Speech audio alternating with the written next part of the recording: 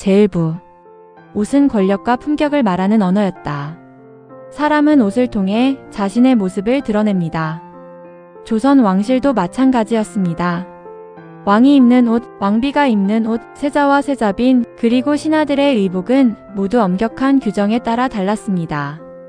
색깔 하나, 무늬 하나, 관모의 장식 하나에도 신분과 권위, 그리고 나라의 질서를 상징하는 깊은 의미가 담겨 있었습니다. 오늘은 조선 왕실 복식의 세계를 함께 걸어보겠습니다. 조선은 왜 의복을 중요하게 여겼을까? 조선은 유교를 바탕으로 세워진 나라였습니다.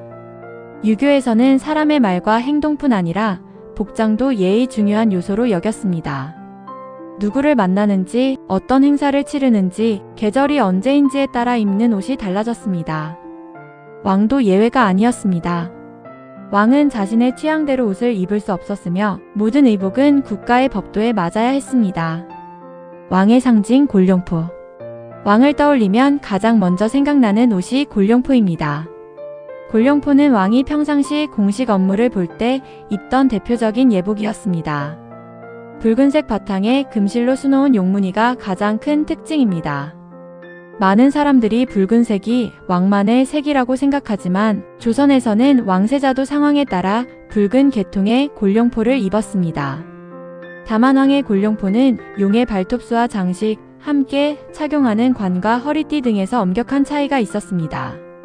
곤룡포는 단순한 옷이 아니라 왕권을 상징하는 복식이었습니다. 용무늬가 의미하는 것.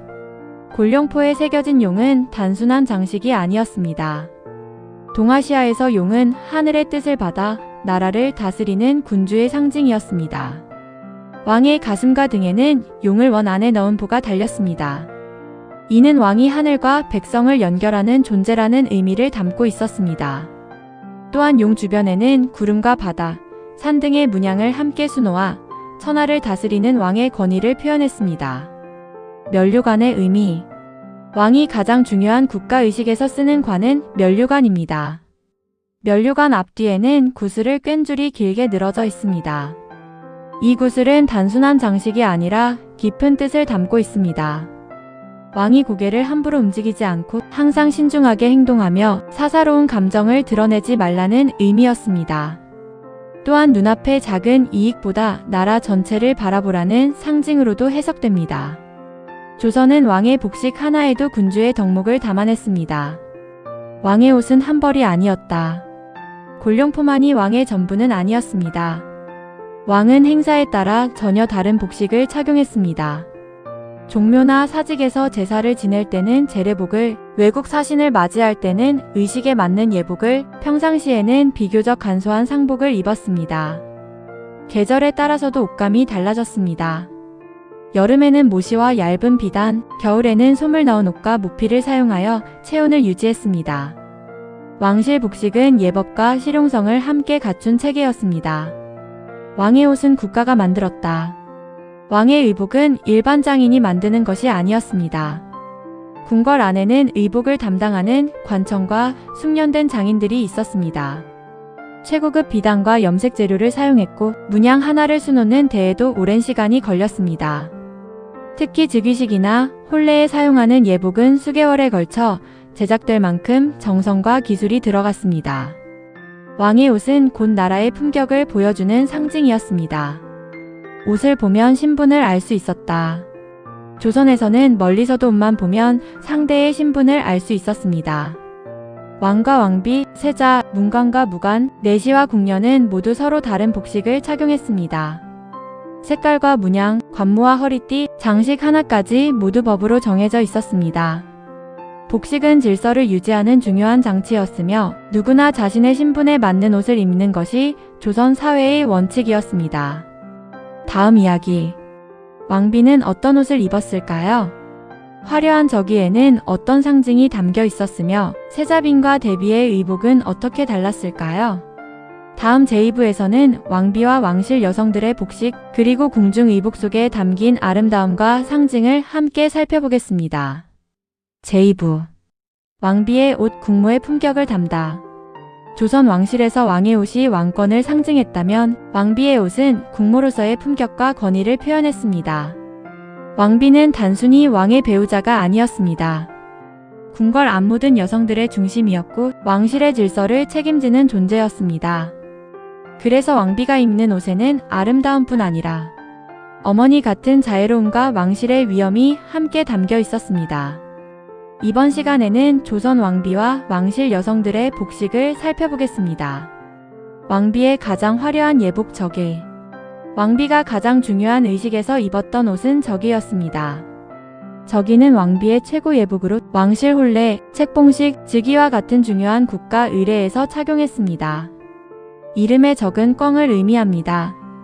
옷에는 꿩 무늬가 수놓아져 있었는데 이는 아름다움과 길상, 왕비의 덕을 상징했습니다.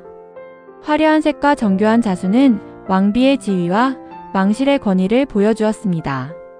왕비의 예복에는 어떤 색이 있었을까?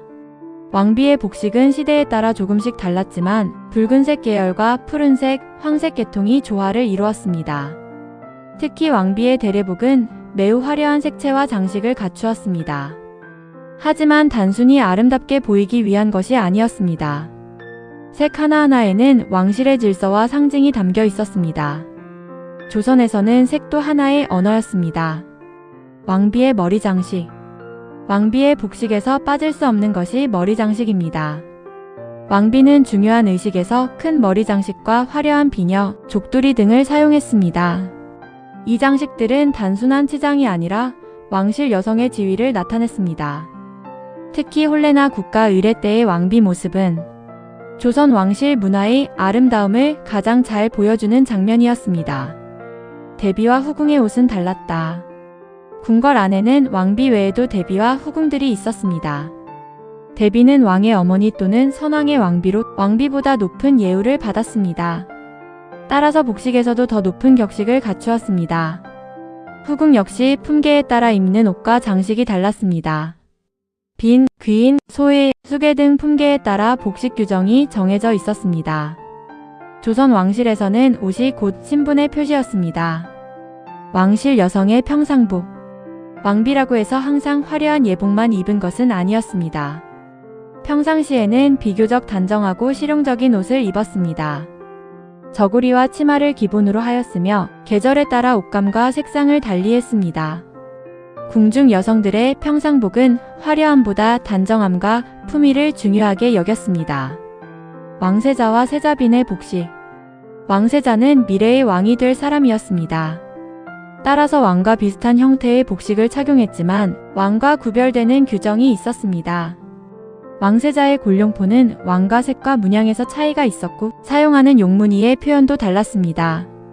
세자빈 역시 미래의 왕비가 될 사람이었기에 일반 후궁과는 다른 예우와 복식을 갖추었습니다. 궁녀들의 옷에도 질서가 있었다. 궁궐 여성 중 가장 많은 수를 차지했던 궁녀들도 아무 옷이나 입을 수 없었습니다. 상궁과 나인, 견습 나인은 복식과 장신구에서 차이가 있었습니다. 궁녀의 옷은 화려하지 않았지만 자신의 역할과 위치를 나타내는 중요한 표시였습니다. 궁궐은 옷을 통해 질서를 유지하고 있었습니다. 옷 속에 담긴 여성들의 삶. 왕실 여성들의 옷은 아름답지만 그 안에는 책임과 의무도 담겨 있었습니다.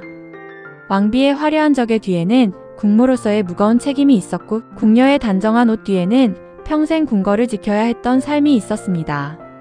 조선 왕실의 옷은 단순한 장식이 아니라 그 사람이 살아야 할 역할과 운명을 보여주는 상징이었습니다. 다음 이야기. 왕과 왕비뿐 아니라 세자와 신하들은 어떤 옷을 입었을까요? 문관과 무관의 관복에는 어떤 차이가 있었으며 품계에 따라 달라지는 색과 문양은 무엇을 의미했을까요? 다음 제3부에서는 조선의 관복제도와 신분을 나타낸 복식의 질서, 그리고 궁중의복이 보여준 조선 사회의 모습을 함께 살펴보겠습니다.